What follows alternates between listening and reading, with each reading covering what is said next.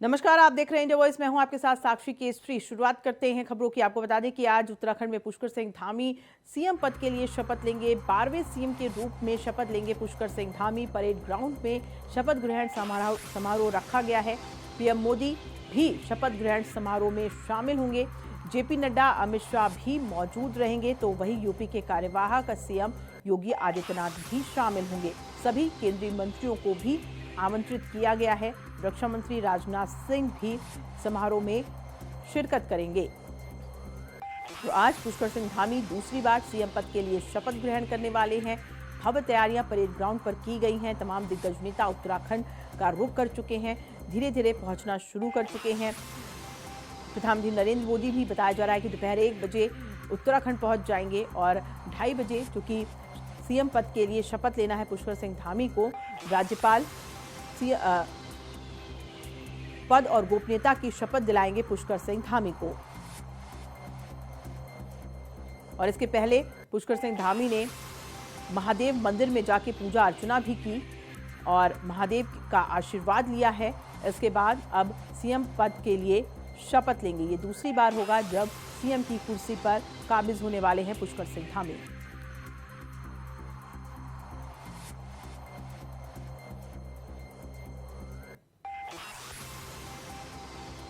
तो सीएम पद के लिए शपथ लेंगे पुष्कर सिंह धामी आज और राज्यपाल गुरमीत सिंह उन्हें शपथ दिलाएंगे। भव्य तैयारियां परेड ग्राउंड पर की गई हैं और परेड ग्राउंड पर 20 से 30 हजार कुर्सियां भी लगाई गई हैं। वहां पर भव्य तैयारियों के साथ साथ सुरक्षा व्यवस्था को भी चाक चौबंद किया गया है। क्योंकि प्रधानमंत्री भी आ रहे हैं, तो ऐसे में सुरक्षा को और चाक चौबंद करते हुए एसपीजी के साथ कई फोर्सेस भी तैनात की गई हैं। और ये तस्वीर आप जो देख रहे हैं वो परेड ग्राउंड की है। कुर्सियां नजर आ रही हैं इन तस्वीरों में। चूंकि दोपहर का वक्त दिया गया है, 2:30 बजे शपथ ग्रहण समारोह का आयोजन किया गया है। उसके पहले ये जो तैयारियां हैं उसकी तस्वीर हम आपको दिखा रहे हैं। अभी फिलहाल कुर्सियां खाली नजर आ रही हैं, लेकिन जैसे जैसे समय आगे की ओर बढ़ता जाएगा लोग इकट्ठे होना शुरू होंगे। आम वीआईपी के साथ साथ आम जनता भी वहां पर नजर आएगी।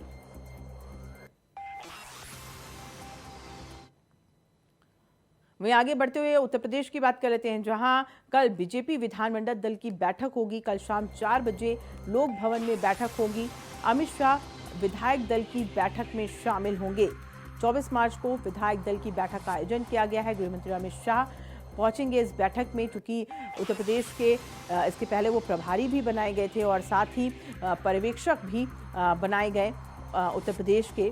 और अब चूंकि विधायक दल की बैठक होगी जब कल, तो गृहमंत्री अमित शाह पहुंचेंगे। बैठक में विधायक दल के नेता का निर्वाचन किया जाएगा। हालांकि शुरू से ही उत्तर प्रदेश में ये स्पष्ट रहा है कि योगी आदित्यनाथ को विधायक दल का नेता चुना जाएगा और वो सीएम पद के लिए शपथ लेंगे। लेकिन औपचारिक तौर पर कल जब बैठक होगी तो विधायक दल के नेता चुने जाएंगे। ऑन द पेपर सारी प्रक्रिया होगी और विधायक दल के नेता चुने जाएंगे योगी आदित्यनाथ। और उसके बाद 25 मार्च को भव्य तैयारियां की गई हैं लखनऊ के इकाना स्टेडियम में, जहां पर शपथ ग्रहण करेंगे योगी आदित्यनाथ। सीएम पद के लिए एक बार फिर से प्रदेश की कमान संभालेंगे।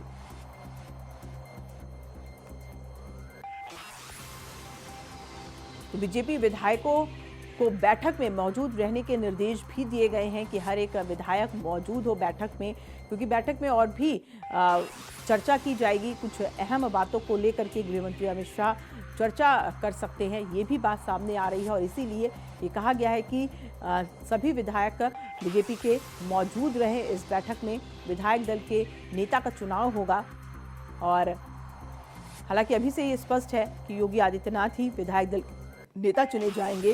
सिर्फ औपचारिकता पूरी करनी है कल की बैठक में, लेकिन इस बैठक में कई अहम मुद्दों पर भी चर्चा की जाएगी। गृहमंत्री अमित शाह दिशा निर्देश भी दे सकते हैं बीजेपी विधायकों को।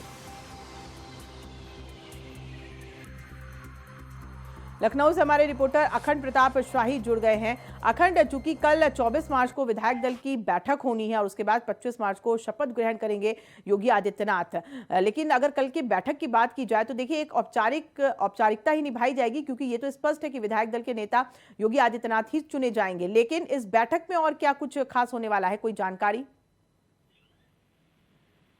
बिल्कुल, ये एक तरीके से औपचारिकता ही है, लेकिन इस औपचारिकता में भी कुछ और मसलों पे चर्चा होनी है, जिसको लेके पर्यवेक्षक बनाए गए हैं यूपी के केंद्रीय गृह मंत्री अमित शाह और रघुवर दास। तो ये दोनों लोग कल पहुंच जाएंगे। कल चूंकि विधायक दल की बैठक भी होनी है, इस विधायक दल की बैठक में ही मुख्यमंत्री के चेहरे पर ऑफिशियली मुहर लग जाएगी कि मुख्यमंत्री योगी आदित्यनाथ होंगे। कैबिनेट में कौन कौन होगा, और मुमकिन है कि इसमें भी एक आध दो चेहरों पे अगर जैसा कि कयास लगाया जा रहा है कि इस बार 3 हो सकते हैं, 4 हो सकते हैं, या नहीं भी हो सकते हैं उप मुख्यमंत्री, तो उन पर भी चर्चा हो सकती है। तो कुल मिला के जो अहम चेहरे हैं, अहम दावेदारी जिन बातों की जा रही है, जिन पदों की जा रही है, उन पर मुहर लग सकती है। और इसके लिए बेहद अहम है कल की जो विधायक मंडल दल की बैठक जो होनी है बीजेपी की, उसमें शरीक होना, और इसी जिम्मेदारी को निभाने के लिए आ रहे हैं केंद्रीय गृह मंत्री अमित शाह। जी अखंड, चूंकि ये भी चर्चा जोरों पर है कि इस बार 2 नहीं बल्कि 3 डिप्टी सीएम बनाए जा सकते हैं यूपी में, तो क्या वाकई में 3 होंगे, 3 से ज्यादा होंगे? कोई जानकारी अंदर खाने से आपको मिल पाई हो अभी तक?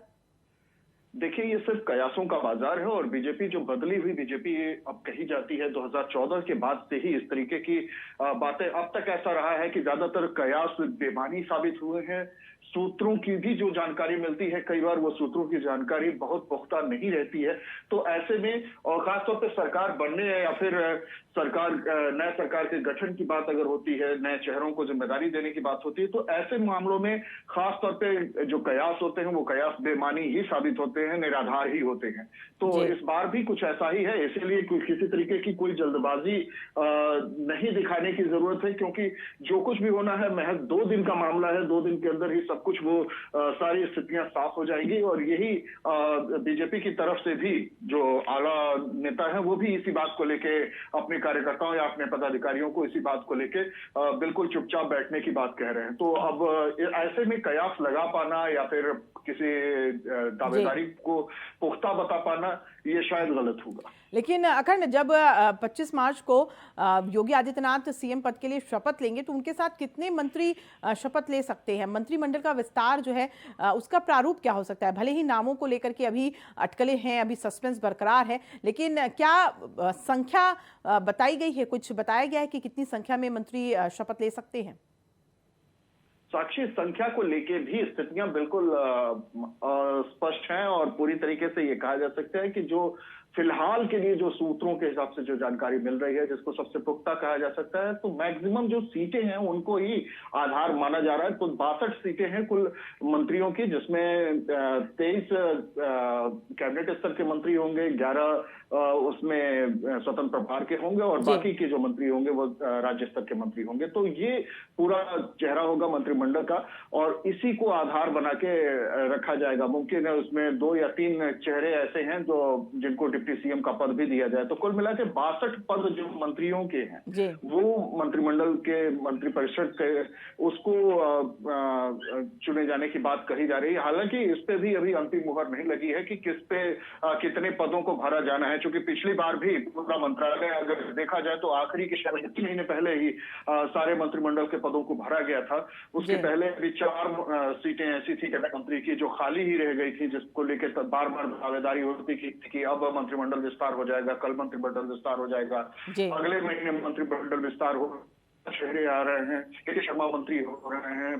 तो अलग अलग नाम इस तरीके से फिजा में तैरते हैं, लेकिन फाइनली जो जब मंत्रिमंडल का विस्तार किया गया तो महज 3 महीने पहले विधानसभा चुनावों के, तो ऐसे में ये कहना जल्दबाजी होगी कि कितने पदों को भरा जाना है।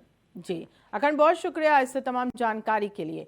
तो खबरों में आगे बढ़ते हैं। कुशीनगर के कस्या थाने के कुडवा दिलीप नगर सिसई टोले में जहरीली टॉफी खाने से 4 मासूमों की मौत हो गई। जानकारी के मुताबिक बच्चों के टॉफी घर के दरवाजे के बाहर बच्चों को ये टॉफियां मिली, जिसे बच्चों ने उठाकर खा लिया, जिसे खाने के बाद 2 लड़के और 2 लड़कियों की तबीयत अचानक खराब होने लगी, जिन्हें आनन फानन में अस्पताल ले जाया गया, लेकिन रास्ते में ही बच्चों ने दम तोड़ दिया।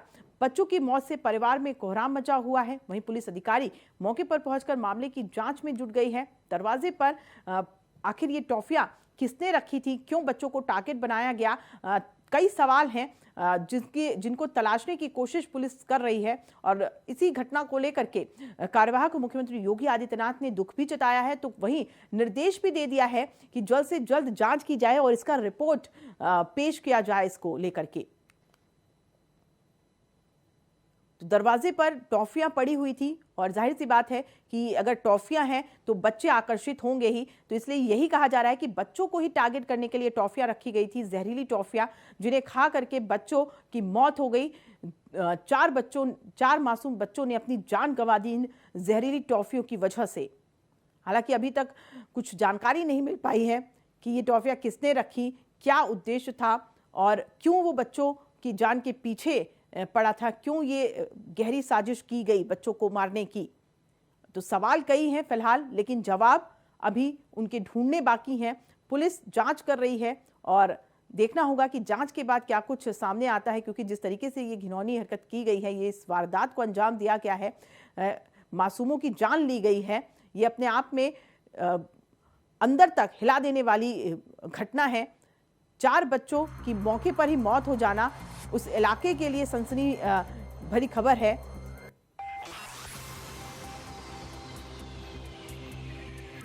तो कुशीनगर में बच्चों की मौत पर सीएम योगी ने संज्ञान ले लिया है। मामले पर सीएम योगी ने दुख भी व्यक्त किया, तो साथ ही साथ डीएम और सीएमओ को तत्काल मौके पर जाने का निर्देश भी दे दिया है और उन्होंने पीड़ित परिवार को हर संभव सहायता देने का निर्देश भी दिया है। ये भी कह दिया है कि जल्द से जल्द जांच की जाए और जांच करके रिपोर्ट उपलब्ध कराई जाए, क्योंकि ये इस तरीके का कृत्य कहीं भी बर्दाश्त नहीं किया जाएगा। निंदनीय ये वारदात है। 4 मासूम बच्चों ने अपनी जिंदगी गंवा दी और ये जहरी टॉफी आखिर किसने रखी थी, किस मंशा से रखी थी, इसके पीछे क्या वजह रही है, इसको जानना बेहद जरूरी है, क्योंकि इससे इलाके में सनसनी भी फैली हुई है, लोग डरे हुए भी हैं। और चूंकि बच्चे हैं तो बच्चों को समझाना भी बहुत मुश्किल होता है, कहीं ऐसी घटना फिर से ना हो जाए, उसके लिए सतर्कता भी बरती जा रही है। बच्चों को समझाया भी जा रहा है कि अगर इस तरीके की चीज़ें बाहर पड़ी हुए मिले तो उन्हें ना खाएं, या फिर कोई चीज़ मिले तो उन्हें ना उठाएं।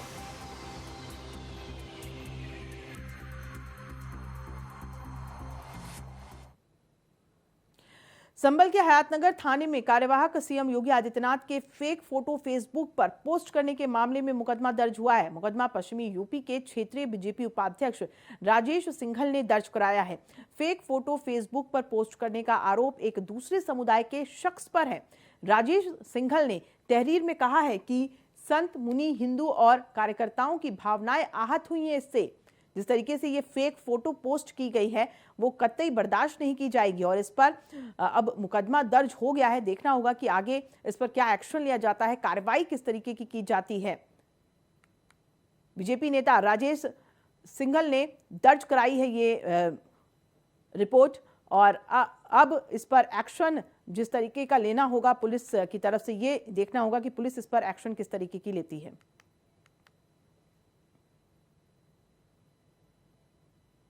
वहीं आपको बता दें कि यूपी बोर्ड की परीक्षाएं कल से शुरू हो रही हैं। बोर्ड की परीक्षा को लेकर प्रयागराज जिले में 321 परीक्षा केंद्र बनाए गए हैं। जिले में शांतिपूर्ण, निष्पक्ष और पारदर्शी ढंग से परीक्षा संपन्न कराने के लिए डीएम संजय खत्री ने स्टैटिक सेक्टर और जोनल मजिस्ट्रेटों के साथ बैठक कर उन्हें आवश्यक दिशा निर्देश जारी किए हैं।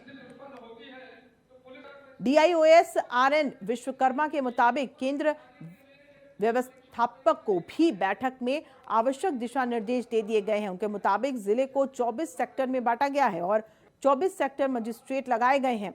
इसके साथ ही सभी 8 तहसीलों में जोनल मजिस्ट्रेट और 3 सुपर जोनल मजिस्ट्रेटों के साथ ही 321 स्टैटिक मजिस्ट्रेट की भी तैनाती की गई है। जिले में 10 सचल दस्ते को भी बनाया गया है। प्रयागराज में 38 संवेदनशील और 24 अति संवेदनशील केंद्र भी चिन्हित किए गए हैं और ये तमाम तैयारियां इस बैठक के द्वारा की गई हैं। दिशा निर्देश जारी किए गए हैं क्योंकि यूपी बोर्ड की परीक्षा है कल से। जनपद में नकलविहीन परीक्षा के संबंध में पूर्ण तैयारी कर ली गई है। सभी 321 विद्यालय सीसीटीवी कैमरे से रिकॉर्डर युक्त सीसीटीवी कैमरे से जनपद मुख्यालय के कंट्रोल रूम से जोड़े गए हैं। जनपद का कंट्रोल रूम और सभी 321 विद्यालय सीसीटीवी ऑनलाइन देखने हेतु राज्य स्तरीय कंट्रोल रूम से जोड़ दिए गए हैं। सभी विद्यालयों का ड्राई रन कराकर देख लिया गया है। आज पूरे देश में शहीद दिवस मनाया जा रहा है। इसी कड़ी में बिहार विधानसभा के अध्यक्ष विजय कुमार सिन्हा और डिप्टी सीएम रेणु देवी ने वीर शहीदों के चित्र पर माल्यार्पण किया। इस मौके पर विजय कुमार सिन्हा ने कहा कि आज की पीढ़ी को उन वीर शहीदों को याद करना चाहिए। वहीं पिछले साल 23 मार्च को विधानसभा में विधायकों की पिटाई के सवाल पर उन्होंने कहा कि विधानसभा का स्वर्णिम काल है। अगर उस काल का एक अध्याय काला हो तो उस अध्याय को फाड़कर फेंक देना चाहिए।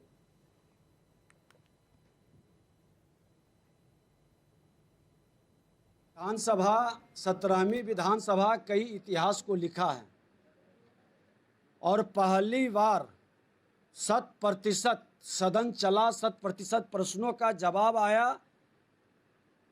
इतिहास के अंदर कुछ ऐसी घटना नकारात्मक ऊर्जा के प्रभाव से प्रभावित होता है।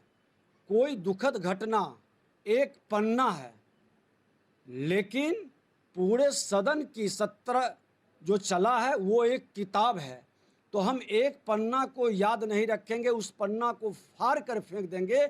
किताब हमारा कलंकित नहीं हो, किताब बेहतर बने, ये हम सबों की सकारात्मक मानसिकता है।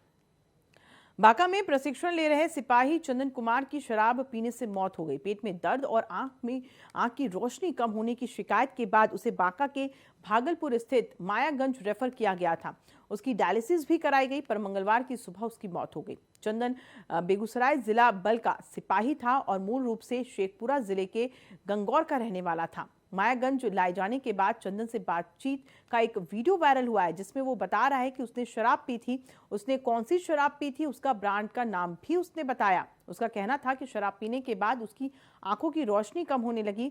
मृतक के अंतिम बयान के बावजूद भी लीपापोती का खेल देखी जारी है। बड़ा सवाल यह है कि बिहार में शराबबंदी है, इसके बावजूद सिपाही शराब कहां से उन्हें बरामद हुई, कहां से उसने शराब पी। पैखाना हुआ, बल तबीयत खराब है। और क्या बताया गया? कुछ नहीं कि यहाँ डॉक्टर आए, सवेरे में आए तो बोला कि डेथ हो गई। कब से नौकरी में थे? अभी तो ट्रेनिंग में है। कहाँ से? बांका से। बांका में ट्रेनिंग कर रहे थे। रात में इन्होंने साफ तौर पर कहा था कि शराब का सेवन किया है। तो हम लोग नहीं थे, हम तुम मालूम नहीं ऐसा है कि बोला होश में, तो कैसे बोलेंगे? होश में तो बोला नहीं। वाराणसी में गोली लगने से घायल एसआई मनीष सिंह के इलाज के दौरान बीएचयू के ट्रॉमा सेंटर में मौत हो गई। 14 मार्च को सर्विस रिवॉल्वर सफाई करने के दौरान गोली चल गई थी, जिसमें मनीष सिंह बुरी तरह घायल हो गए। उन्हें इलाज के लिए बीएचयू के ट्रॉमा सेंटर में भर्ती कराया गया था। मनीष सिंह चितईपुर थाने में तैनात थे और सारनाथ स्थित अपने आवास में परिवार के साथ रहते थे।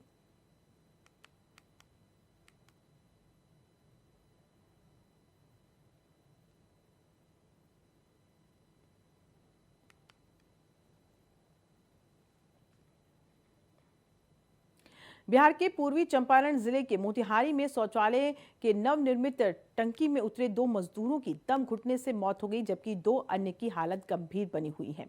बताया जा रहा है कि शौचालय की टंकी में कार्बन मोनोडाइऑक्साइड के चलते उनका दम घुट गया।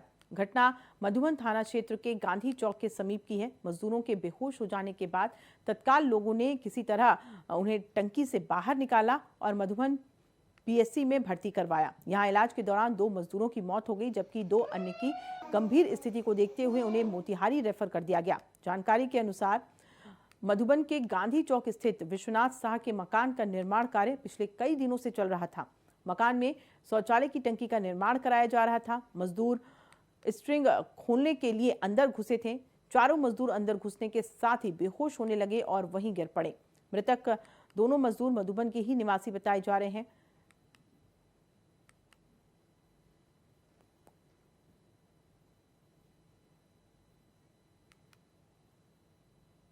शौचालय की जो टंकी बना हुआ था उसमें 4 आदमी वहां पे गिर गया है। तो हम भी जाके वहाँ पर देखे हैं तो पता चला है, वहाँ पर आसपास में पता भी किए हैं कि पहले एक मजदूर गिरा उसमें जाकर, उसके बाद दूसरा लड़का गया बचाव में, वो भी रह गया, तीसरा गया वो भी रह गया, चौथा गया वो भी उसी में रह गया। तो वहाँ पर क्या किया कि स्थानीय लोग अपना बचाव में किसी भी तरीक़ा से 1 घंटा खा कर मकसद की बात ऑक्सीजन लगाकर लोग को रस्सी बांध कर तब उसके मैंने एक करके निकाला गया है। हो सकता है हम लोग दिए हैं, ऑक्सीजन है, पानी है, ठीक पड़ रहा है, विशेष दवाई सब भी दी जाएगी, कुछ सुधार, प्रारंभिक सुधार दिख रहा है, लेकिन अभी संतोषजनक सुधार नहीं हुआ। विशेष इलाज के लिए आगे की भी राय लेंगे, आगे सर्जन लोग और भी जांच करेंगे।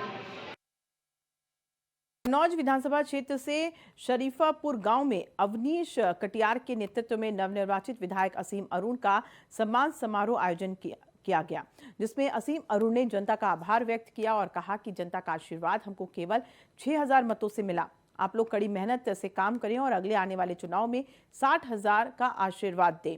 साथ ही उन्होंने कहा कि बीजेपी सरकार में गरीबों को पक्के और नए मकान भी रोजगार भी दिए गए हैं। कन्नौज में विकास की गंगा बहेगी। कन्नौज एक बार फिर इतिहास की नगरी से और विकास की नगरी की ओर जाना जाएगा।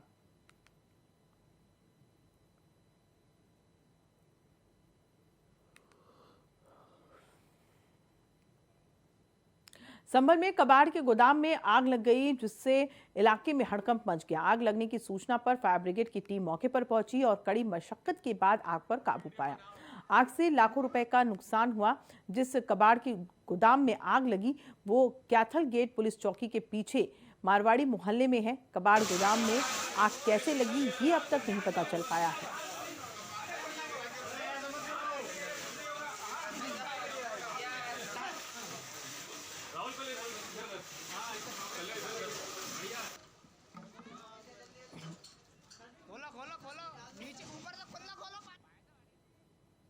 पटना के रूपसपुर थाना इलाके के लालू नगर में खाना बनाने के दौरान सिलेंडर फटने से भीषण आग लग गई। आग इतनी भयंकर थी कि देखते ही देखते आग ने अपनी चपेट में 5 से 8 घरों को ले लिया। फायर ब्रिगेड की टीम सूचना मिलने पर मौके पर पहुंची। कड़ी मशक्कत के बाद आग पर काबू पाया गया। बता दें कि आग लगने की वजह से घर में रखा शादी का सामान भी जलकर राख हो गया। सामान की कीमत लगभग 50 लाख बताई जा रही है।